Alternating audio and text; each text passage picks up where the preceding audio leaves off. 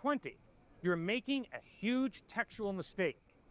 There's a humongous difference between those 613 laws found in Exodus, Leviticus, Numbers, and Deuteronomy that apply to the theocracy of Israel and the moral law of God found in Exodus 20. And if you can't learn to distinguish between Mosaic legislation and a moral absolute, we got to go back and do some more homework. No, I just wish that had been made more clear, I suppose, because So do I. you know, I wish I'd understand that better 25 years ago when I first spoke here. the Inquisition I didn't. I had to think it through. didn't seem to stop them from Right. misinterpreting the Bible. That's right. Should have been laid out a little bit clearer, I think. Oh, really? I like what Mark Twain said, sir. Mark Twain said, it's not the parts of the Bible that I don't understand that disturb me. It's parts of the Bible I do understand that disturb me. The Bible is all too simple and straightforward on the basics. Are there difficult textual problems? Yes. And if I think I can go around and justify my polygamy because Solomon had 700 wives and 300 concubines, I'm a con artist. You don't have to have a PhD in the Bible to understand polygamy ain't what God wanted us to do. So, okay, going based off of that, how do you feel about the people who use the Bible as an argument against, say, gay marriage? Well, I think it's real clear. The Bible clearly, consistently communicates that God created our sexuality to be enjoyed when it comes to sexual intercourse between one man and one woman till death parts us. And from Genesis to Revelation, homosexuality is communicated as a twisting of that beautiful gift that God gave us, and homosexual sex is a twisting of that gift. It's a wrong use of that gift. Isn't that included in the same set of laws that you were just talking about? Yes? So how do we determine which one is for everyone? Homosexuality. You answer that. Except wrong. You're a smart kid. You answer that one. When I read it through, maybe I need to, look harder, but it seems a little muddled. Which ones? I feel like All right. they should have a tag. Let me This answer one for is you. for everyone for eternity, and this one is just for you guys right now. You bet. I'll answer it for you. Okay, thanks. If the statement that I just made in answer to the gay marriage issue was based on Leviticus chapters 21 and 22, you caught me. Good thinking. But I can promise you, my view of homosexuality has nothing to do with Leviticus, Deuteronomy, Numbers, or Exodus. It has to do with Genesis 1 and 2. It has to do with the entire New Testament, which never once supports the gay lifestyle. Instead, it communicates the opposite, that God loves you, and by his grace, he offers you forgiveness. I guess that's more what I was asking, because I always see Leviticus passages cited as an argument against gay marriage. Well, then please do me a favor. Look that person in the face and say, no, wait a second. You're telling me, if I understand correctly, that the reason homosexuality is viewed by you as a sin is because of Leviticus? And wait and listen to the... Are you wearing 7 layers and still freezing your man nipples? You need the new 340 GSM military-grade bearskin hoodie to get comfortable in the wild. It's the ultimate 10-pocket tactical hoodie that blocks wind, repels rain, and regulates heat for incredible comfort wherever you are. It's the only winter hoodie that's built for working, fishing, hunting, camping, or conquering foreign lands. Thousands of men around the world already love wearing the bearskin hoodie instead of their regular hoodies. With over 21,000 5-star reviews on Trustpilot. Plus, now... Their answer. No. Homosexuality is not a sin because in Leviticus it says it's a sin. No, it's a contradiction of Genesis 1 and 2, the creation mandate, the purpose for which God gives us our sexuality, which is outlined in Genesis 1 and 2, and then throughout the rest of the scriptures, it is communicated as the wrong use of that precious gift of sex that God has given us. Great point. Thanks, Katie. And your name is? Brennan. Brennan. Thanks, Brennan, for raising issues. Any more? Something did come to my mind when I was listening to you talk. This is totally jumping tracks. Oh, go. Bear with me. Yep. I remember when you were talking to her about what's her name, by the way? Katie. Katie. Great. When you were talking to Katie about Martin Luther King Jr. Right. and Gandhi, Right. how you were sort of extolling their virtues and everything. Mm-hmm. But I just wanted to sort of tackle another kind of personal problem I have. and I wanted to ask you, based on what your considerable knowledge of God's rules and commandments and accepting the Lord Jesus Christ, and that is, what is it, John 3:16? I am the way, the truth, and the life. John 14:6. John 14. Huh? 14, yeah, 14:6. Right. I am the way, the truth, and the life. Right. No one comes to the Father except through me. Right. Isn't Gandhi burning in hell right now by that verse? The person that we should all respect to some degree, and that you obviously respect, is he not being? Wasn't he cast into the pit of fire because he didn't believe in Jesus Christ? I do not know whether Gandhi's going to heaven or hell. I don't know where anybody's going. Why? Because I don't know what a person decides before they die. We can, based on textual evidence, we can make reasonable assumptions, correct?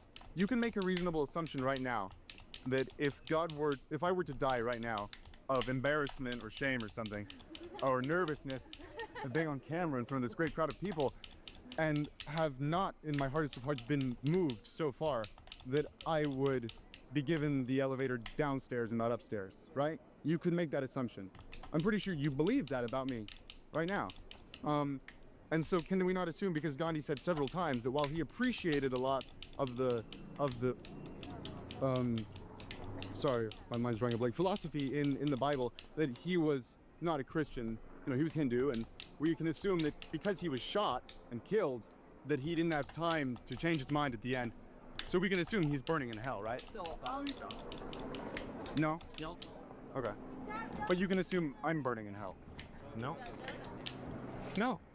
I would never want to assume that about anybody. I know, but you have to if you believe that the only way to get to Jesus, to get to heaven, is to believe and accept Jesus Christ as your Lord and Savior. And if I'm telling you right now that I haven't done that yet, that's an assumption you can make, right?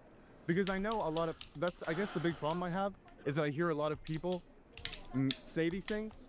You have to accept Jesus or you're gonna go to hell. That's the only way to get to heaven. And then when we ask them these questions, like, do you really think I'm gonna be tortured for eternity? They're like, oh, I cannot judge. God is the only judge of man. But you're not judging me. You're not sending me to hell.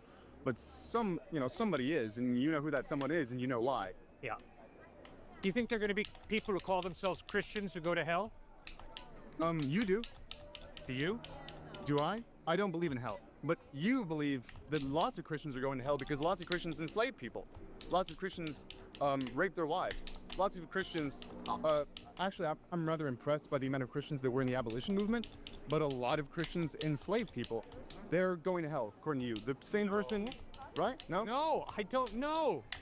So because they accepted Jesus Christ and then enslaved tons of people, they're still in hell. I mean, heaven, right? I do not know. Why?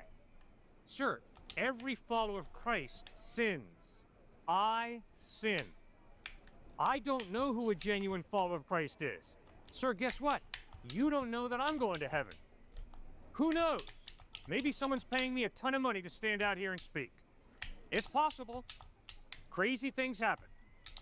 You, my friend, have seen more than enough Christian hypocrisy. So you know that we all are capable of being incredible hypocrites. So maybe I'm a colossal hypocrite. It is possible. Are you a false prophet? Maybe. God condemns false prophets. How do I know you're not a false prophet? Exactly. It's possible. How can I believe in anything you're saying to me right now? Because I know you're trying to change hearts and minds. I know that you want every single one of us to join you in the great vaults in the sky. I know that. I know you want us to join the theme park. Good. But And let me answer quick. That's a great question, Brennan. If I was to say to Brennan and Katie, in answer to your question, why should I believe in Jesus? And I were to say, because I do. You'd be an idiot to believe in Jesus. Instead, what I'm saying is, go back and get the Gospels of Matthew, Mark, Luke, and John. Read them for yourself, separate from me. Ask yourself, does the historical evidence of the way Jesus taught, treated people, died, forgiving his enemies, and rose from the dead, does that evidence point to Christ being trustworthy, or does it not? Do not believe in Jesus, because I do. Please don't. It's a horrible reason to believe in Jesus. Horrible. I was in a church for a long time, and I don't buy it. So The body scanner reveals the brutal truth about your body that your regular scale will never tell you. For weeks, my scale showed I wasn't losing weight despite diet and exercise. I was about to give up until I discovered the Hume Body Pod. This isn't just another smart scale, it's a complete body intelligence system used in over 12,000 health clinics worldwide, now available for your home. The moment I stepped on it and grabbed the handles, it sent safe electrical currents through my entire body, scanning and analyzing my arms, legs, and torso with 98% DEXA accuracy. What I discovered changed everything. While my weight hadn't changed, I'd actually lost 7 pounds of fat and gained 6 pounds of muscle. The Body Pod measured body fat, muscle mass, water, metabolic age, and 40 other metrics, showing me exactly how my body was responding to different diets, workouts, and routines. No more guesswork or frustrating plateaus, just precise data that showed me exactly where to focus my efforts. Because when you can truly measure everything, you can finally improve everything. That's why top doctors, dietitians, and elite athletes all swear by the Body Pod for accurate results. So I recommend you get your Body Pod now while they still have the special discount. That way, you can finally measure and improve the invisible changes your regular scale is hiding from you.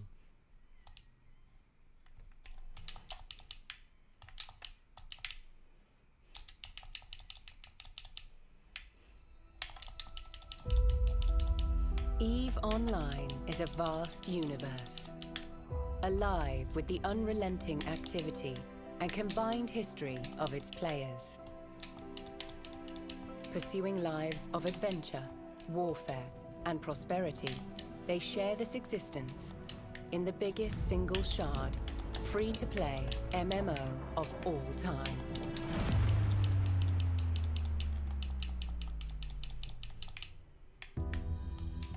Set 21,000 years in the future, EVE takes place in a distant cluster of over 7,000 star systems known as New Eden. It is a rich and diverse universe featuring densely populated havens of relative safety governed by 4 great empires. Hostile systems where player alliances make the rules. Even regions of anomalous and unexplored space that hold their own secrets.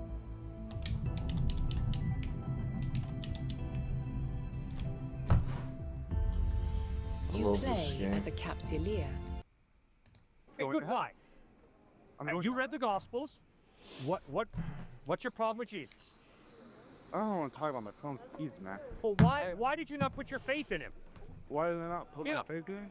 You read the Gospels. I mean, come on, man. You know that if somebody lives the kind of life he lived, you gotta respect the dude. If someone teaches the type of ethical teachings that he taught, I mean, Robert Coles, psychology professor at Harvard, says all the writings on ethics over the past 2,000 years are simply footnotes to the Sermon on the Mount. I mean, the guy was an ethical genius.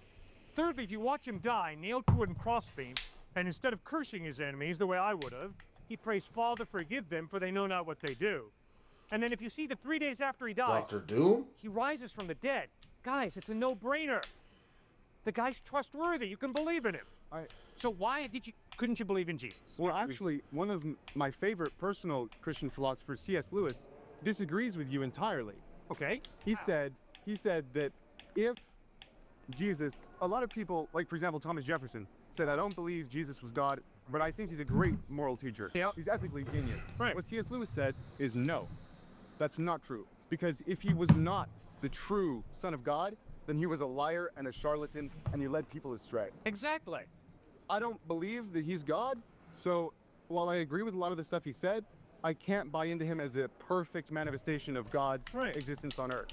And I mean, C.S. Lewis disputes the point you made that, like, Jesus was an amazing moral teacher, because unlike, for example, Socrates, we can't prove Socrates existed either. There's no real evidence for his existence, but we can still take a lot of what he said to heart, right? But the thing with Socrates is, it's not an all or one deal, you know? With Jesus, it's like, we gotta go all in or we're gonna burn. With Socrates, it's like, well, I don't believe that he was greater, that he was superhuman, so I can take the little bits that I want, that I think are great. But with Jesus, you can't pick and Right. choose. It's You're 100%. And so when I find little bits and pieces like, you're going to hell if you don't believe in me, it's difficult to, you know. All right, Brennan, as I listen to you, I hear hell come up time and time again. What problem do you have with hell? Give it to me. Why are you so offended by the idea of hell? I don't believe that there should be an eternal punishment for a mortal crime. I don't believe that the 80 years I'm going to spend on life gaining not a fraction of the knowledge that anyone can never achieve on life is worth any literal, never-ending eternity burning in hell. I don't believe there should be an infinite punishment for a finite crime. Okay, I do not buy that. sir, go back to the text. Read the text. Find out, where does the Bible give us a photograph of hell? Now, does Jesus in the Bible describe hell in horrible terms? Obviously, yes. I'm going with him, but I'm like, No question about it. But now, come on now. Why is there a hell? I wanted to do something. She has a question. I just wanted to get really quick. It's even less, honestly, and this may reflect poorly on myself. It's even less hell that I'm interested in. I don't want to go to heaven. I don't want the idea of living forever. That really disturbs me. The idea of existing for eternity and never stopping, especially living in a place where the only descriptions thereof, or that we're supposed to be praising God on high for That's eternity. not the only description, Brennan. I'm gonna be He honest. talks about serving God, working. I love to work. Do you? You know, if I worked in this vale of tears for my whole life and then I get to heaven and it's just more work, I'm gonna be a little disappointed. I'm sorry that All I'm this saying is university gives you both- such a headache. Both the reward and the punishment don't appeal to me, maybe is the Good. reason. I love to work. I love work.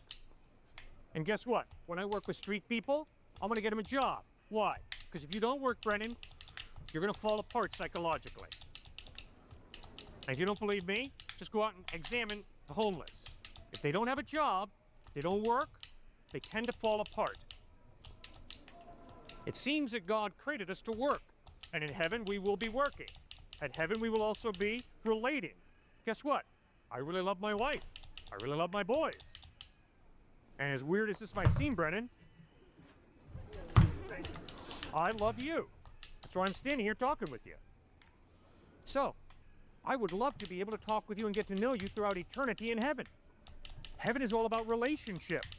That's why Jesus says in John 17:3, this is eternal life, that men might know you, the only true God, and Jesus Christ whom you've sent. So heaven is all about relationship. It's all about work, creativity. You express your creativity in work. I express my creativity in work. That's good. Come on, guys. Are you really here just to make more money? Is that what you're here all about? Come on, guys. Think. There's got to be more to life than just positioning yourself to make more money. Nothing wrong with money, but there's got to be more to your life and your work than just making money. You got to enjoy serving people, producing a product to help people. That is good. Work is a gift from God. So you're saying that Jews who don't believe that Jesus was like a prophet and that people who believe that Muhammad was a prophet, you're saying that they're wrong. That's a pretty bold statement. Okay. Sir, if the atheist speaks the truth, I am wrong. If the Muslim speaks the truth, if Muhammad spoke the truth, I am wrong. If Siddhartha Gautama Buddha spoke the truth, I am wrong. Right? Sure. Okay. If Jesus Christ spoke the truth, then I'm going to heaven, because he promised eternal life to all who trusted in him. So, sir, let's be real honest. Pardon? Do you trust Jesus? I trust Jesus. But, sir, let's be real honest. Every time anybody makes a truth claim, I don't care if you're an atheist, a Hindu, a Muslim, a Christian, a Jew, that means whatever contradicts that truth claim is wrong. So, obviously, then the question becomes, who are you going to trust to tell you the truth about God? Who are you going to trust to tell you the truth about heaven? Who are you going to trust to tell you the truth about the way to heaven? And I'm standing here saying, the reason that I think it's wise to trust Jesus Christ is because the historical evidence of the way he lived, the content of his ethical teaching, Robert Coles, the psychology professor at Harvard, pointed out, all the writings on ethics over the past 2,000 years are simply footnotes to the Sermon on the Mount. Ethical brilliance in the Sermon on the Mount. And where did that come from? From Jesus. I'm saying before that. Like, you could trace ethical, like, beliefs in Christianity to, like, Egyptian beliefs. And that you could trace to other beliefs. Yes. And, I mean, you've only shown me that there's consistency within people. not within religions.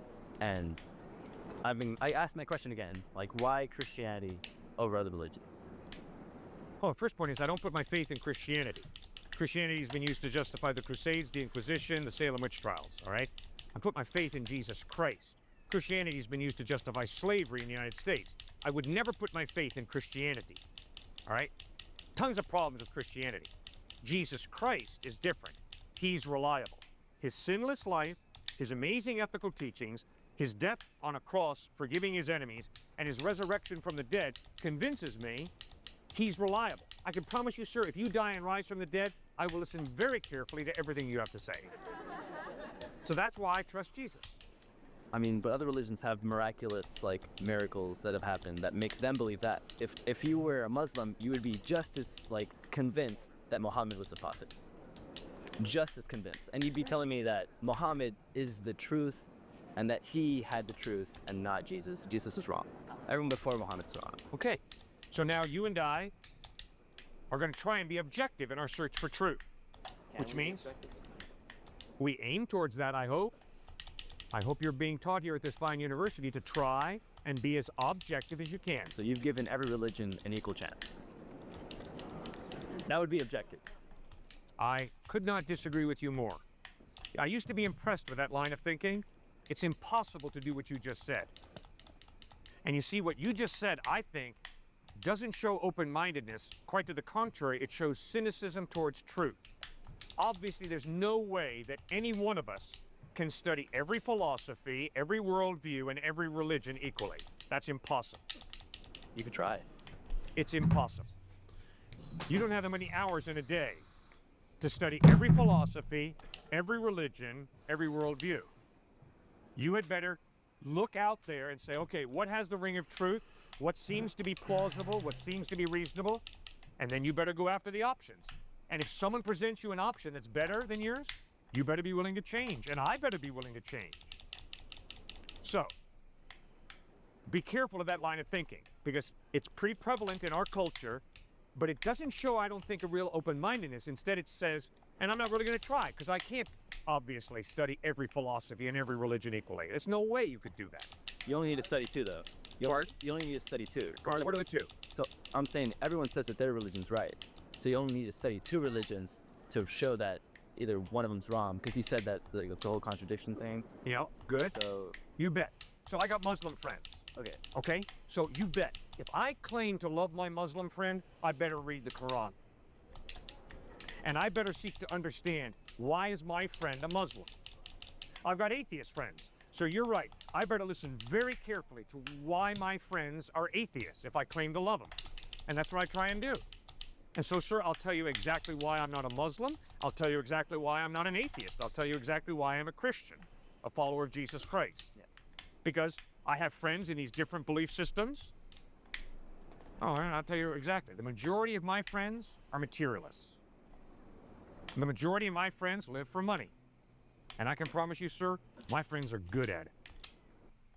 We have got to the point where literally anybody can build a fully working app without knowing how to code. This is Base 44. This is a first look at the current industry-leading AI app builder, and you wouldn't believe the kind of apps that people are creating. Smart nutrition apps, inventory trackers, onboarding tools, you name it. And if the only thing stopping me from making the app is the idea, why not build an app that gives me endless app ideas? So let's make it. Pro tip, I draft the full app spec in ChatGPT, and then I drop the prompt directly into Base 44. It gives me super detailed structure. And here it is. Everything I laid out in detail as it goes. This is pretty awesome, but I want to make it playful. So I'm going to add a swipe left and swipe right interface. The same usability we all know. Now I'm going to add one more feature. So every idea that I favorite will turn into a kickoff prompt to start building the app itself. And that's it. Just come up with your idea, any idea, and Base 44 will do the rest. So go to Base 44 and create apps with your name on it.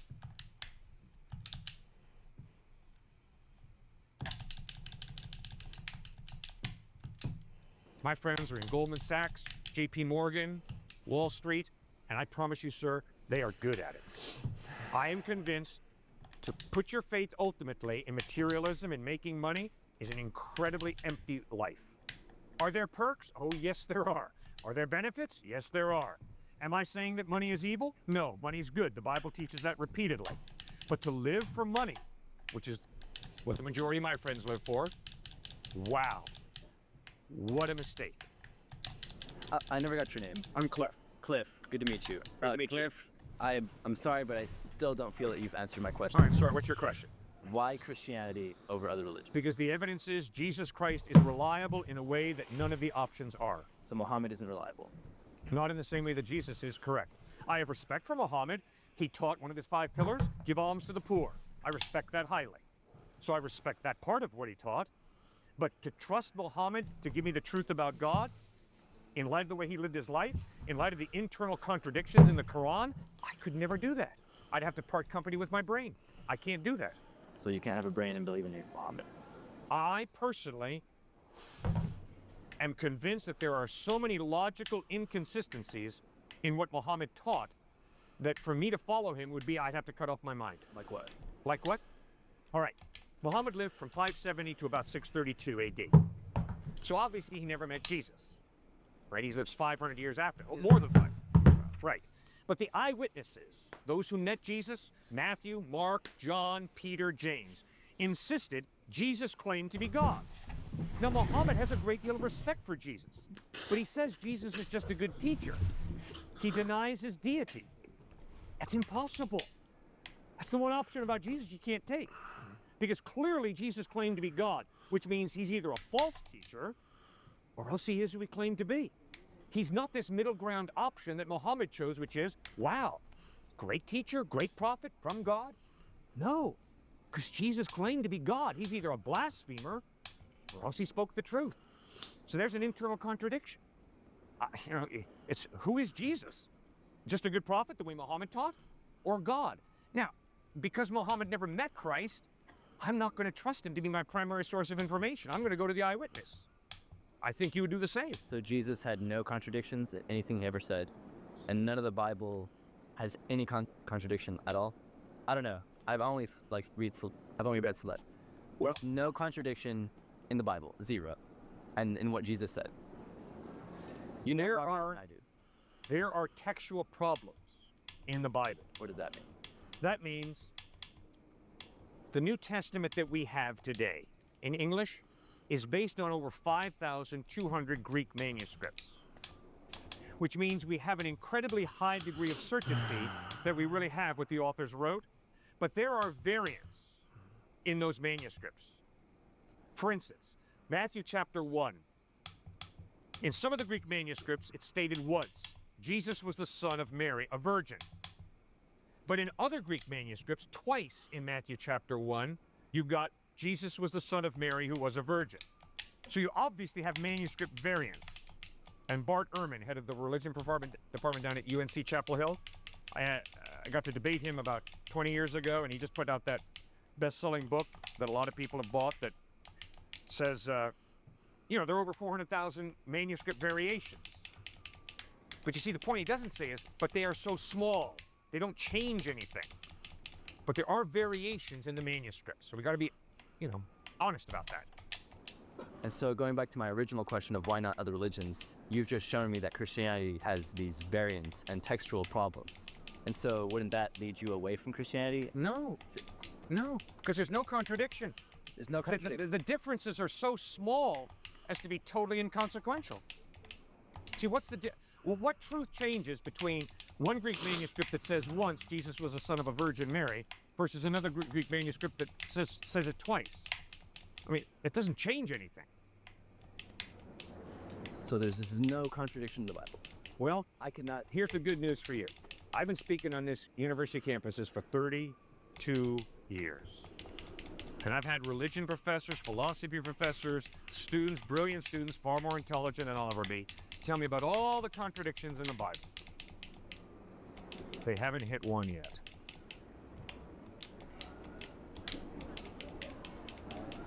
So there's no contradiction in the Bible. So just say, I want to be sure.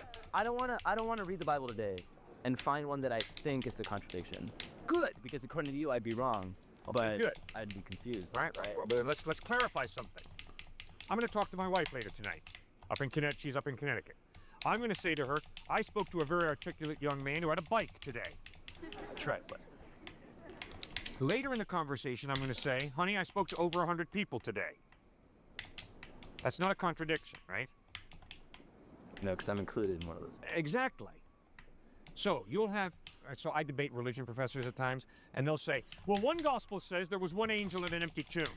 Another gospel says there were two angels. There's a contradiction. If one gospel said there was only one angel at the empty tomb, and another gospel said there were 2, 3, 4, or 5, then you'd have a contradiction. It is not a contradiction for me to say, I spoke to one man, I spoke to over 100 people. Because my perspective at one point, yes, I was speaking to one gentleman. And obviously I did speak to over 100 people.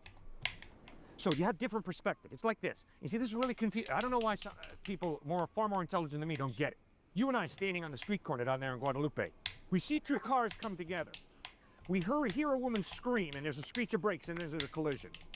So the police haul us in the office and say, what'd you see? And you say, well, officer, I saw these two cars coming down the street. I heard a screech of brakes, and there was a collision. I say, officer, I saw the two cars coming down the street. I heard a woman scream, and there was a collision. Are we contradicting each other? No. We're giving two different but equally valid perspectives. There was a screech of brakes, there was a woman screaming, and there was a collision. You include one detail that I don't include, I include one detail you don't include. It's not a contradiction. So yes, sir, you have that in the Gospels. You have different perspectives on Jesus. So it's not as clean cut as you made it seem at first. I guess. I would argue it is clean cut. Okay. Guess what? Why? I would argue if all the Gospels said the exact same thing, I'd be really unimpressed. Yeah. Because they all copied off each other. They're just carbon copies. And I wouldn't be very impressed.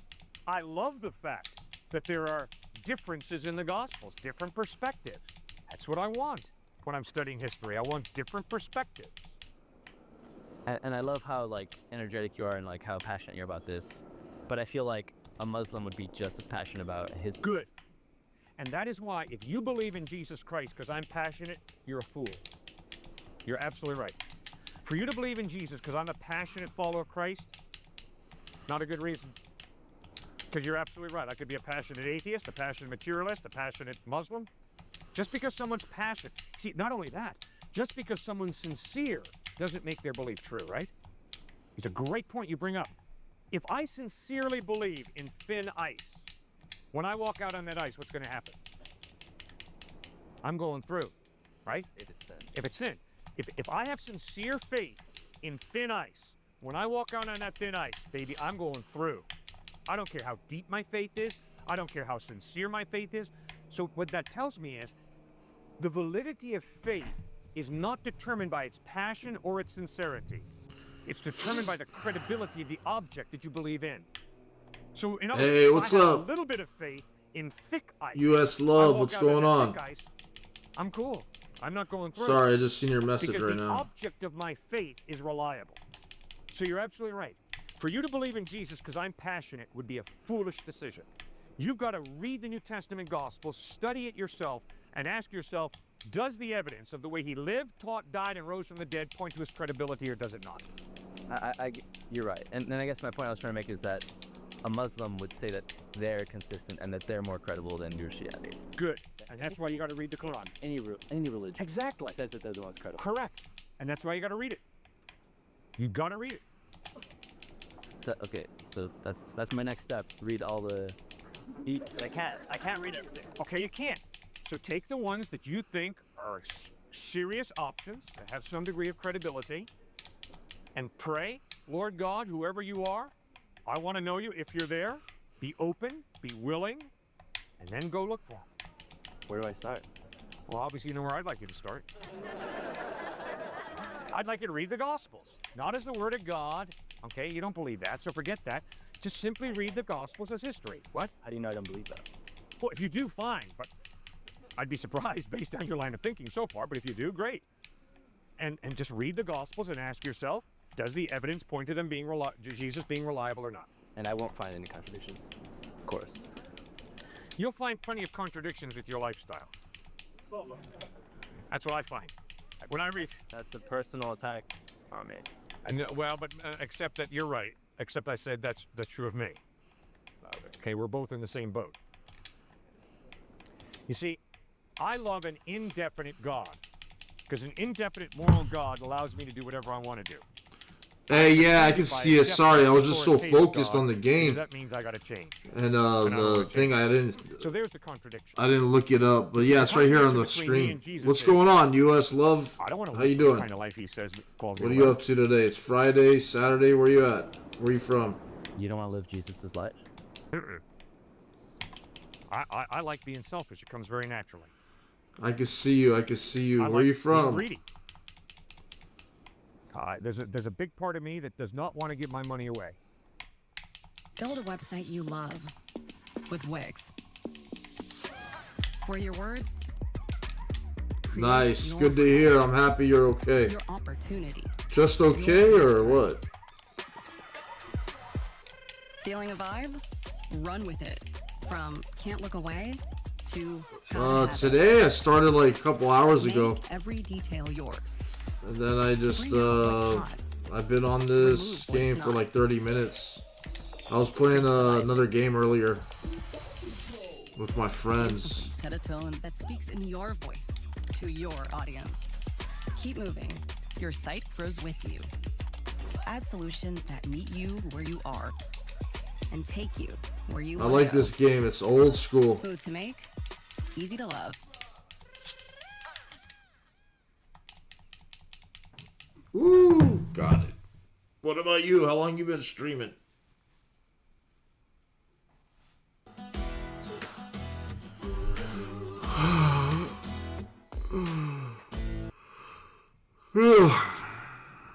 And that's why, to be honest with you, sir, I don't know that I have given enough away. I'm not sure I have that no when I get to goals. heaven, I have no I'm not gonna hear from expectations. Jesus, I've you killed know, my Cliff, expectations. You were blinded. I don't have by any all the materialism expectations, but I around you expect good in your things. culture, and you I believe kinda in bought into God. it too much. Now, And I try to believe give God away, okay? loves us. I try to obey Jesus and I try to give away, but I'm And not I believe sure Jesus that I haven't lived rationalized a lifestyle. a perfect that life. I is believe he died too on the opulent, cross. It's And I too believe he rose from the much dead. taking care of me and mine, And I believe and not generous enough to God's unfed he's going to children. come back and And you see that judge the that world. bugs me. See, that'd be a very good reason for me not to believe in Jesus. So that's the contradiction. And I don't know you, but I can almost guarantee you, because you're a fellow sinner like I am. Do that's you know gonna be the hard part. Jesus? Mm-hmm. I don't know. For Jesus says we all are sinners. And I've only met one student at MIT who claimed to be perfect. Now, if you want to be the second one, go right ahead and claim to be morally perfect. But I can promise you all of his MIT classmates burst into laughter. Because we know we're not perfect morally. We experience guilt. We know we've done wrong at times. Yeah, I'm I always certainly open have. for So I can advice. believe that Jesus was an existing human being. Right. I don't believe that he is a god.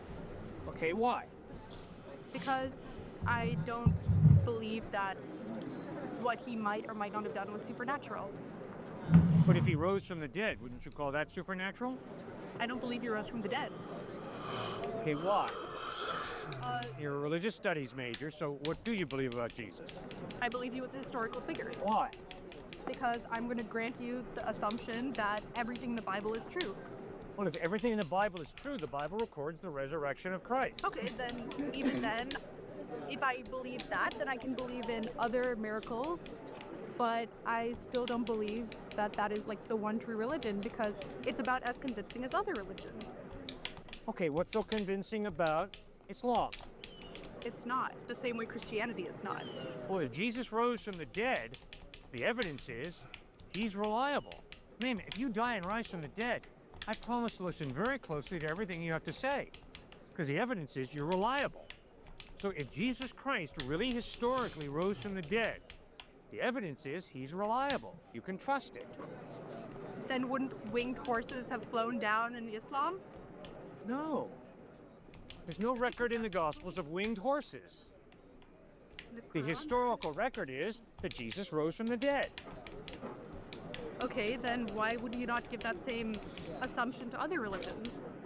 Well, you better believe I better be open. I better read the Quran. I better read the Bhagavad Gita. And then I better first ascertain, are they making an historical claim? Obviously, the Vedas and Upanishads are not. They're obviously communicating truth through mythology, which is fine, but they're not making an historical claim. Obviously, the Quran is making an historical claim. Muhammad really lived. And I think the evidence is that's correct. Muhammad was a real historical person. Now I got to read about how did Muhammad live his life? How did he treat people? What did he teach? And then I got to figure out, does the evidence point to Muhammad being reliable or does it not? I got to do the same thing with the Gospels. I got to read about Jesus, how he treated people, what he taught, how he died, how he Well, rose I don't from the have a dead, Discord. and I got to decide, does the Well, I evidence think I point to do, Jesus but I being don't use reliable or it. does it not? So what do you think? So you only believe in it through the process of elimination, like a multiple choice test? You've eliminated Islam, you've eliminated Hinduism, you've eliminated Cow Taoism. No, I look for the evidence that supports Muhammad, Siddhartha, Gautama Buddha, the Avatars of Hinduism, Shirley MacLaine, Joseph Smith, Jesus Christ. And the evidence is that Christ lived the type of life that in my best moments I would wish I could live, but I haven't. The evidence is he taught amazing ethical teachings, incredible. The evidence is he died loving and forgiving his enemies from a cross where he was crucified. And the evidence is that 3 days after he died, he rose from the dead. That's why I trust him.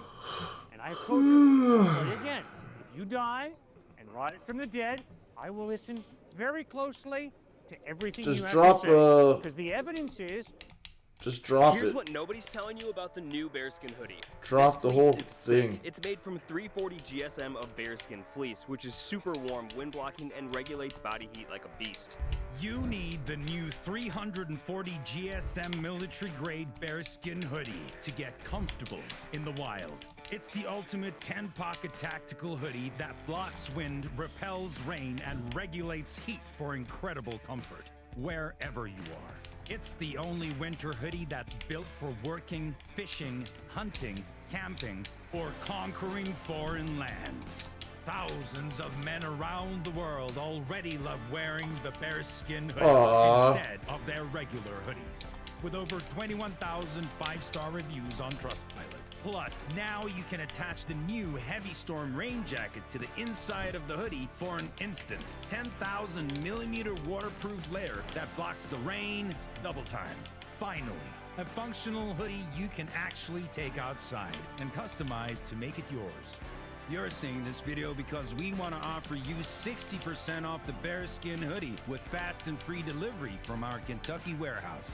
And you may not see this video again, so click the button below now to reserve your order. Need more storage? Get 5 secure zip pockets outside, 2 concealed zip pockets on the inside, and 3 fleece-lined drop pockets on the inside for your valuables. So, does the bearskin hoodie actually look good on a day-to-day basis? No, it looks fantastic. With the fully adjustable design, you'll get that perfect square profile that's never too bulky or baggy, with a customized fit that's tailored to you. That's why everybody knows that guys look better in a bearskin. This is a hoodie that you can take out in the wild, wear at home or in the office, or while climbing up a glacier on your hands and knees. So, if you're still watching this by now, you probably know that you need a bearskin. So if you're ready, click the button below now to activate the 60% off deal and get fast and free delivery. All right, The sounds bearskin good. hoodie already sold out twice last winter, with loads of incredible reviews from People.com, Muscle and Fitness, as well as Mountain IQ. Bearskin also proudly supports the fallen outdoors and Hope for the Warriors Veterans Program by donating outdoor gear to those who need it most.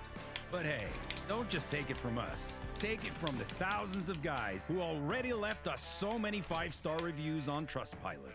So now that you know there's a better alternative, why not get a bearskin? Simply click the button below to activate 60% All right. off with free Sounds delivery. good. The Thanks for 60% off the deal only lasts for a short while. for the support. Make sure you follow.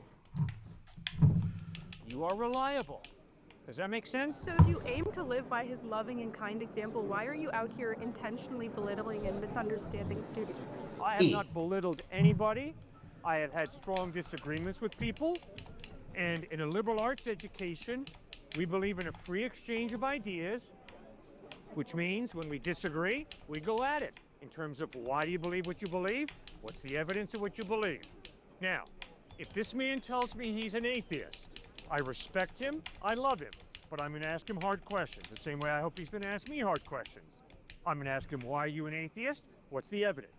And if I see the evidence is lacking for his atheism, I'm going to point that out. The same way I hope that he's going to ask me, well, Cliff, why do you believe in Jesus? What's your evidence? And if my evidence is lacking, I hope he's going to point that out to me. He's going to say, Cliff, that's irrational that you believe that Jesus rose from the dead. It's irrational. And I'm going to say, okay, fine. Why do you say it's irrational? And if he says, because there's no historical evidence, I'm going to say, I'm sorry, here is the historical evidence that Jesus did rise from the dead. So I'm not belittling him because we disagree. No, I tolerate him, I respect him, and we disagree. Okay, so outside of the Bible, what is the historical evidence that Jesus Christ was dead? Thousands of Jewish people who were monotheistic Jews, who all of a sudden changed. And instead of worshiping on Sabbath, Saturday, they started worshiping on the first day of the week, Sunday, which is a radical departure of their Judaism, which taught Sabbath. And the reason they worshiped on the first day of the week, these thousands of Jews in the first century, is because Jesus rose on the first day of the week. So I understand they're relying on their faith, but where is the evidence that Jesus physically rose from the dead? People saw him. Jewish people saw him risen from the dead, and because they saw him risen from the dead, they put their faith in him, and they moved from Sabbath worship to worshiping on the first day of the week. And that is outside of the New Testament, that record of Jewish people worshiping on the first day of the week in celebration of the resurrection of Jesus Christ. I understand that proves that people were Christian. I understand that. But that doesn't validate the basis of Christianity that you're using as evidence. Yes, it does. No, it doesn't. They They said changed their habit. they saw Jesus Christ risen from the dead. I agree that you are saying that. They said that, not me. They claim to have seen Jesus Christ risen from the dead, and they started worshiping on Sunday because of that, in celebration of what they saw, the dead Christ risen from the dead. Yes, and that's a claim, which means there's a measure of skepticism. Yeah. Yeah. That's So how do you work through your skepticism? Exactly. You know, I'm a skeptic about whether you're really here. I don't know that you're really here. I don't know that my eyesight tells me the truth about reality, so I don't know that you're really here. Really? Right about now, I gotta make a decision. Is my skepticism good, or is my skepticism, hyper-skepticism, unhealthy? My fist stops here, because although I'm skeptical that he might not be here, no, the overwhelming evidence is he is here, and my fist better stop here, and I better not swing through his handsome face.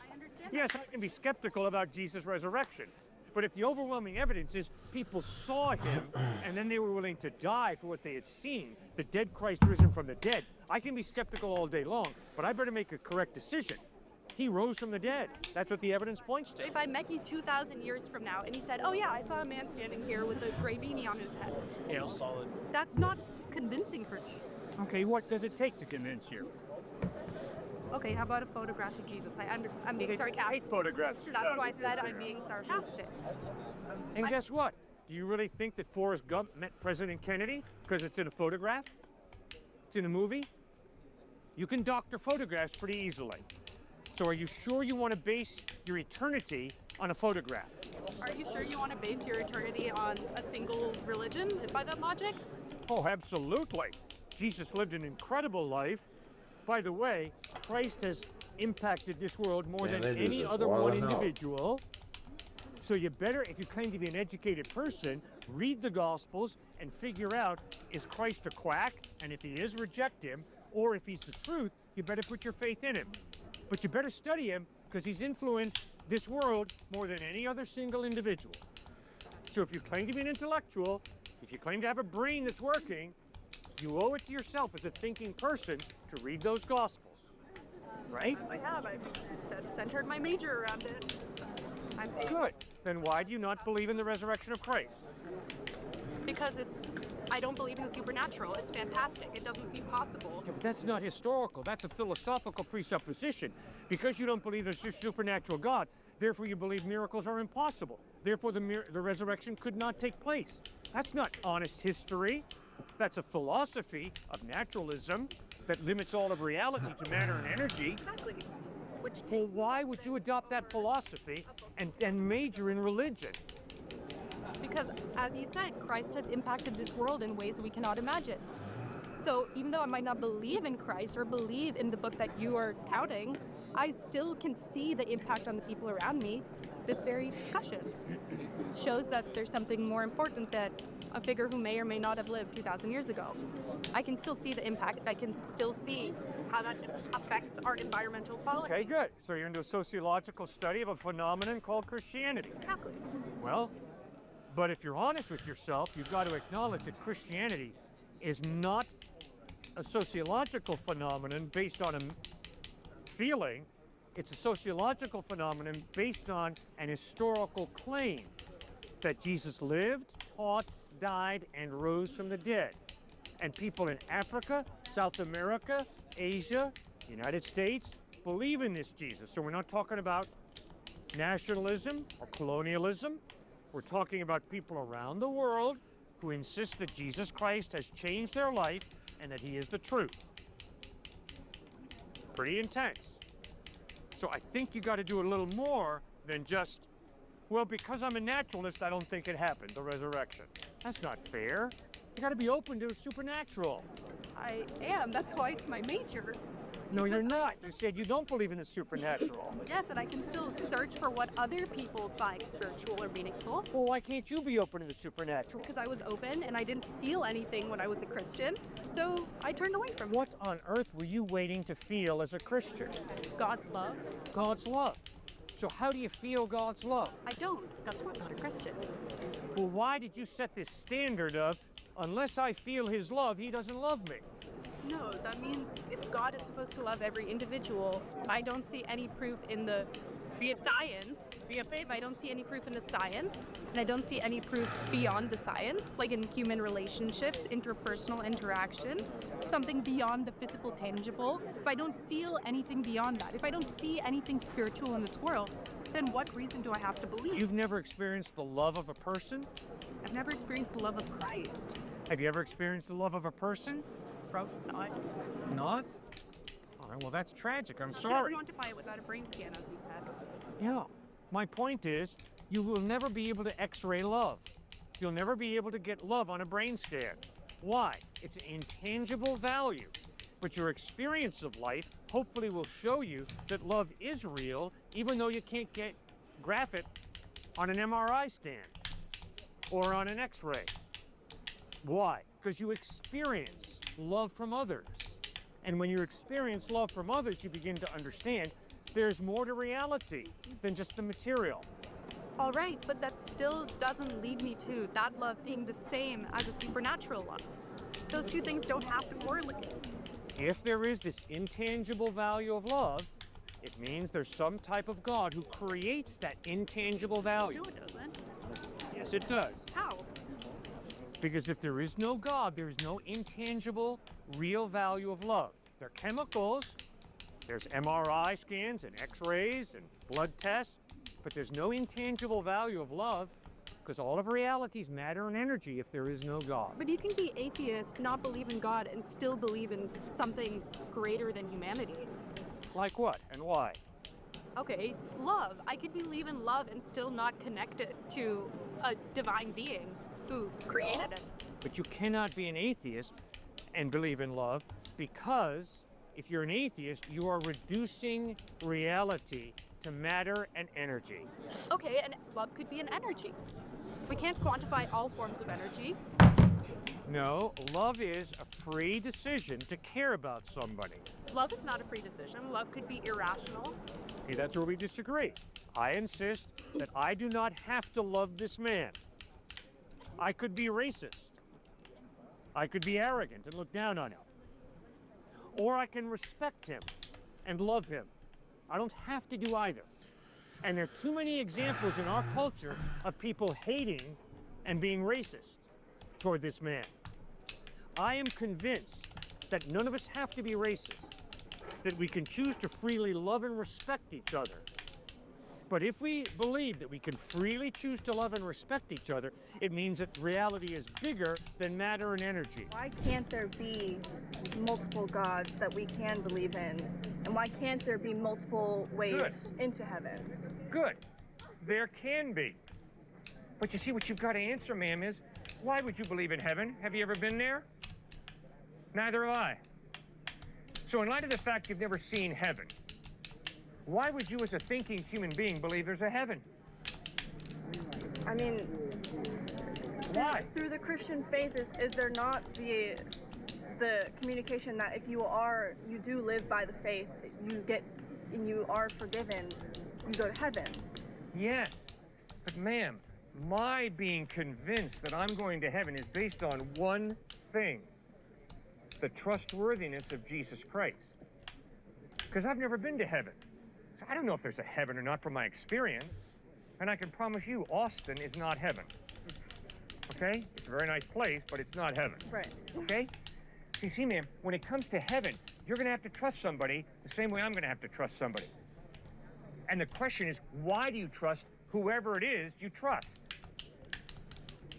So because Muhammad contradicts Jesus, and because Jesus contradicts the avatars of Hinduism, and because the avatars of Hinduism contradict Siddhartha Gautama Buddha, and because they all contradict Baha'i faith, you've got to be on the intellectual level of a cockroach if you say they're all saying the same thing. They're not, ma'am. They're contradicting each other. So either they're all wrong or one of them's right. And now you've got to study the Gospels for yourself, Matthew, Mark, Luke, and John, and you got to ask yourself, does the evidence point to Jesus being the truth? And if it does, trust him. But if the evidence is that Christ is a liar, you'd be a fool to trust him. Do not trust Jesus if the evidence is he's a fraud, he's a hypocrite, he's a liar. Don't trust him. But if the evidence is he's totally reliable, if the evidence is he really did die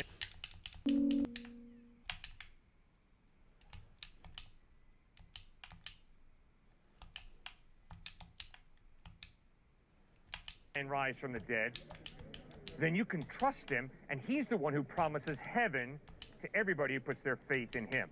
And here's something that my atheist agnostic friends have to acknowledge if they're being intellectually consistent. Because they believe there's no heaven, no day of judgment, that has big implications for now, today.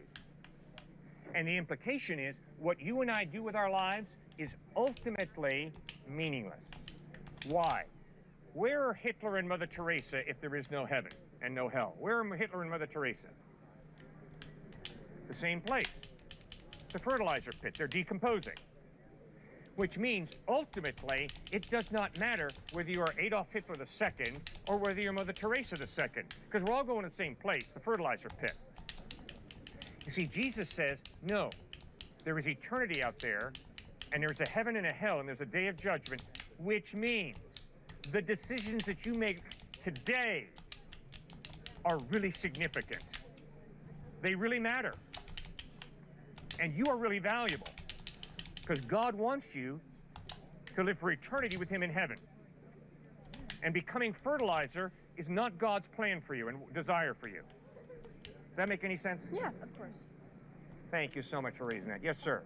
There's been a couple issues of things that you've been saying that I have questions with, but I'm just going to do a quick short one. One of my main questions that I always have is just that given what you touted earlier, a tri-omni God, omnibenevolent, omnipotent, omniscient, just all-powerful, all-knowing, all-caring, how do you explain the existence of evil and suffering?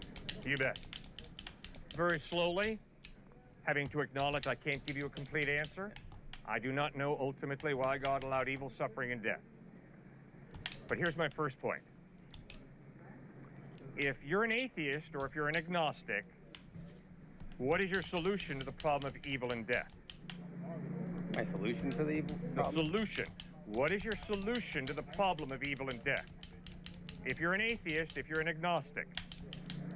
I mean, the solution for everybody is to be as good as possible. I mean, everybody should aim for being good. According to their own definition of good, right? Becoming, own definition of good, whether it's objective good from God or objective good from another source. Well, remember, the atheist or agnostic says either there is no God or I don't know whether there's a God. Yeah. So good is not defined by God if you're an atheist. Yeah. If you're an atheist, good is defined by your culture or by the power elite or by yourself or by majority opinion.